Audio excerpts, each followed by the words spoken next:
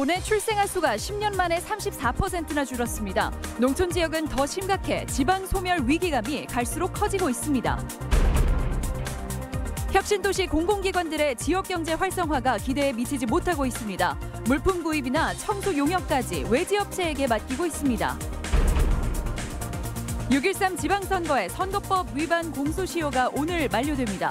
송하진 지사와 김승환 교육감 등 단체장 4명이 기소 명단에 올랐습니다.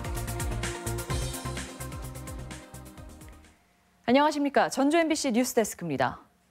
아이 울음소리가 들리지 않는다. 인구 감소로 인한 지방 소멸이 멀지 않다는 말들이 괜한 소리는 아닌 것 같습니다. 도내 출생아 수가 지난 10년 만에 34%나 줄어든 것으로 나타났는데 특히 동부 산간 지역은 감소폭이 무려 50%를 넘길 정도여서 지역 소멸은 현실이 되고 있습니다. 유룡 기자의 보도입니다. 개교한 지 50년 된 초등학교가 어느덧 문을 닫고 주민들로 북적이던 마을도 어느새 인적이 뜸해졌습니다. 아이가 태어나지 않는 전라북도의 우울한 모습입니다. 그때는 애기도 많이 낳고 막 집집마다 쌈들도 쳐줘 그랬네 그전에는. 지금은 젊은 사람도 없고 애기도 없어. 통계청이 밝힌 인구 변화 추이를 보면 전북의 출생아 수 감소는 이미 심각 수준을 넘어섰습니다. 2007년 17,228명에 달하던 출생아 수가 10년 만인 지난해 11,348명으로 34%나 급감했습니다. 여성 한 명이 일생 동안 낳는 아이를 뜻하는 합계 출산율도 1.38명에서 1.15명으로 감소해 아이 낳기를 기피하는 추세가 뚜렷합니다. 특히 농촌 지역의 출생아 수 감소는 상상 그 이상입니다. 지난 10년 만에 무주는 54.8%나 감소했고 장수는 50.5%, 정읍도 47%나 줄었습니다. 농촌 지역 인구가 지속적으로 도시로 유출되면서 출산율도 지속적으로 감소하는 추세입니다. 특히 무주, 장수, 정읍 등과 같은 농촌 지역 출생아 수가 두드러지게 감소했습니다. 출생아 수는 최근 더욱 가파르게 감소해 대책이 시급합니다. 경제 위기가 엄습한 재작년부터 급감하더니 작년에는 출생아 감소폭이 지난 10년 만에 가장 큰 10.6%에 달해 충격을 주고 있습니다. 지자체의 각종 출산 장려 정책에도 불구하고 출산 연령이 나날이 높아져 평균 32살에 달해 출산율 저하를 견인하는 상황. 이러다 보니 20대 이하 출산율이 꾸준히 감소하고 그 자리를 30대 초반이 메우고 있지만 출산율을 높이는 데에는 한계가 있어 지방 소멸에 대한 위기감이 점점 커지고 있습니다. MBC 뉴스 유룡입니다. 전북 혁신도시로 옮겨온 공공기관 대부분이 청소까지 외지업체에 맡기고 있는 실정입니다. 지역경제 활성화 효과를 기대했는데 실상은 너무나 다릅니다. 김한광 기자입니다. 국민연금공단이 지난해 물품 구입과 건물 청소, 연구 용역 등으로 발주한 계약 금액은 391건에 575억 원이 넘습니다. 이 가운데 도내 업체 계약 금액은 29건에 27억 원으로 금액 대비 전체의 0.5%에 불과합니다. 국가계약법에 따라서 경쟁 입찰을 붙였던 거고요. 따라서 그 지역 생산업체로 한정을 해서 계약 체결을 할 수가 없던 구조적인 좀 한계가 있습니다. 한국출판문화산업진흥원 0.9%, 한국식품연구원 5.1%, 농촌진흥청도 겨우 10%를 넘는 수준입니다. 전북 혁신도시 이전 공공기관 10곳에서 지난해 이렇게 발주한 물품 용역계약 규모가 1,000억 원을 넘지만 도내 업체 몫은 8%가 되지 않습니다. 본사는 전북으로 옮겨왔는데도 여전히 90%가 넘는 청소나 건물 관리 업무까지 외지 업체에 맡기고 있는 겁니다.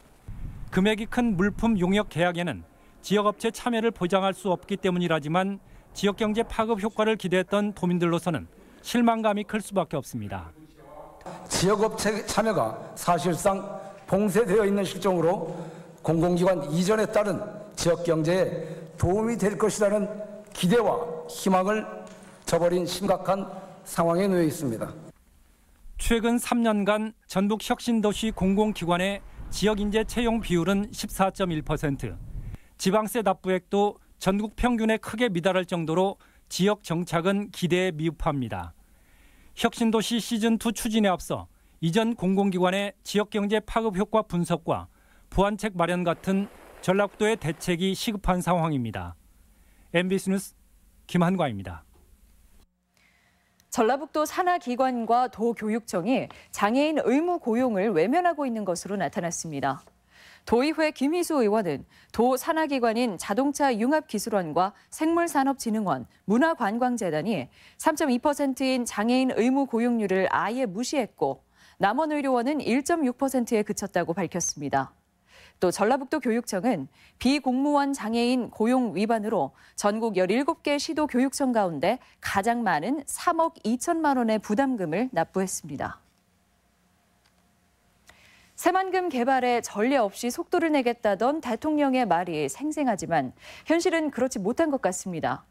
정부 예산 반영이 제대로 되지 않아 새만금의 하늘길과 바닷길 모두 제때 열릴 수 있을지 걱정입니다. 강동엽 기자입니다. 문재인 대통령은 새만금에 대해서는 줄곧 남다른 애정을 보이며 신속한 개발을 자신해왔습니다. 문제는 속도입니다.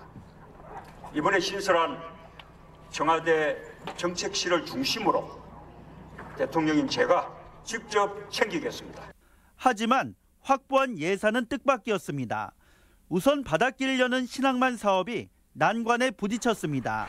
2천억 원대 1단계 부두시설 공사가 민간 투자 사업으로 추진이 더뎌 정부가 공사를 맡도록 설계비 30여억 원을 요구했지만 반영되지 않았습니다.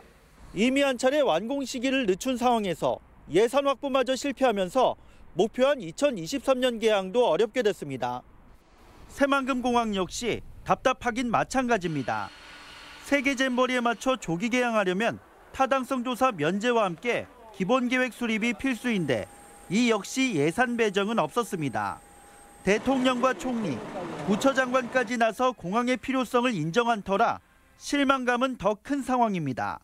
새만금 신항만과 공항은 이제 아직 그 사전 절차가 남아있는 관계로 저희가 열심히 노력했음에도 불구하고 추경에 어떤 식으로든 예산 반영이 시급한 가운데 결국 예산을 얻어내는 데 실패한 전라북도와 지역 정치권은 책임을 피하기 어려워 보입니다. MBC 뉴스 강동엽입니다. 6.13 지방선거 공직선거법 공소시효가 오늘 자정을 기해 만료됩니다. 도내 단체장 가운데 송하진 지사와 김승환 교육감 등 4명이 재판을 받고 있거나 받게 됐습니다. 박연선 기자입니다. 이양로 진안군수의 홍삼 세트 살포 사건과 관련해 검찰이 이 군수 측근 3명에 대해 사전 구속영장을 청구했습니다. 검찰은 앞서 이양로 군수 측근 박모 씨를 구속한 데 이어 관련자들 수사에도 속도를 내고 있어 진안군수 기소도 임박한 것으로 보입니다. 지방선거 공소시효가 만료된 가운데 도내에서는 송하진 지사와 이양로 진안군수, 황인홍 무주군수가 재판을 받았고 김승환 교육감도 기소돼 재판을 받게 됐습니다. 송하진 지사는 공무원 신분으로 잼버리 유치 실적을 담은 문자 메시지 수십만 통을 보내 선거 중립을 위반한 혐의를 받고 있습니다. 황인홍 무주군수는 토론회에서 업무상 배임으로 처벌받은 사실을 불가피했던 것이라고 주장해 허위사실 공표 혐의로 재판받고 있습니다. 김승환 교육감 역시 TV토론회에서 교육청 인사 만족도를 묻는 질문에 실제 60%대인 설문 결과를 90% 안팎이라고 답해 역시 허위사실 공표 혐의로 기소됐습니다. 앞서 검찰은 김승수 전주시장과 이환주 남원시장 등 나머지 단체장에게 제기된 의혹에는 무혐의 처분을 내렸습니다. 검찰은 이번 지방선거에서 모두 308명의 선거법 위반 혐의를 수사했고 이 가운데 154명을 기소했습니다. 유형별로는 흑색 선거가 113명으로 가장 많았고 기타 부정선거 99명, 금권선거 69명, 불법 선전 24명 등의 순이었습니다. 검찰의 역할이 사실상 끝나면서 이제 공은 법원으로 넘어간 상황.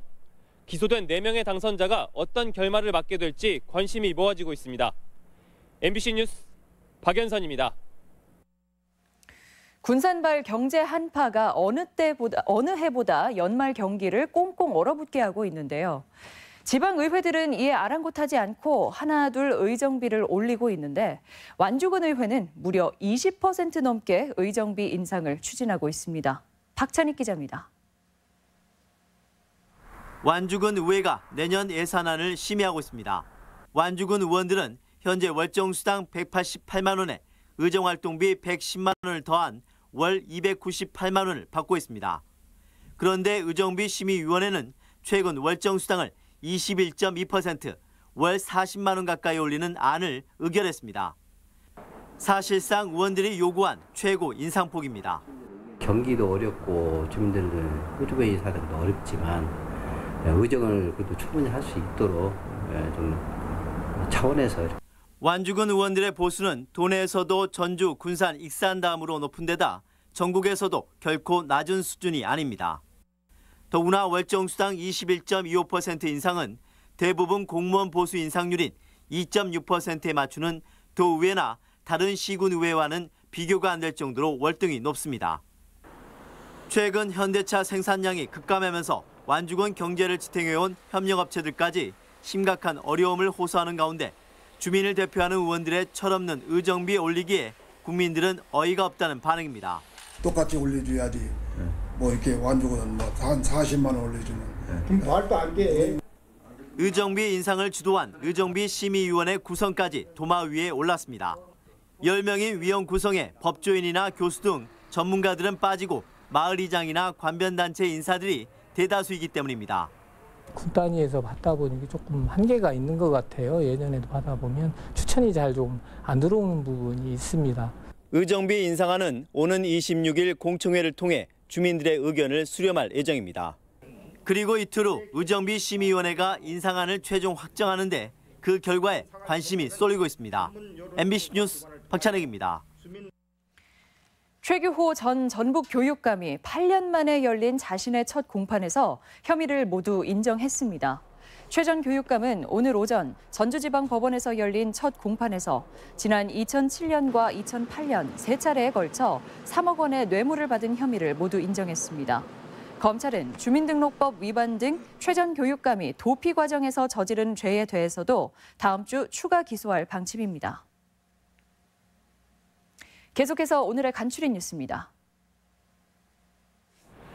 완주군 용지읍의 얼굴 없는 천사가 11년째 선행을 이어가고 있습니다. 완주군은 오늘 새벽 용지읍 행정복지센터 앞에 20km 쌀 30포대와 어려운 이웃에 도움이 되었으면 좋겠다는 편지가 발견됐다고 밝혔습니다.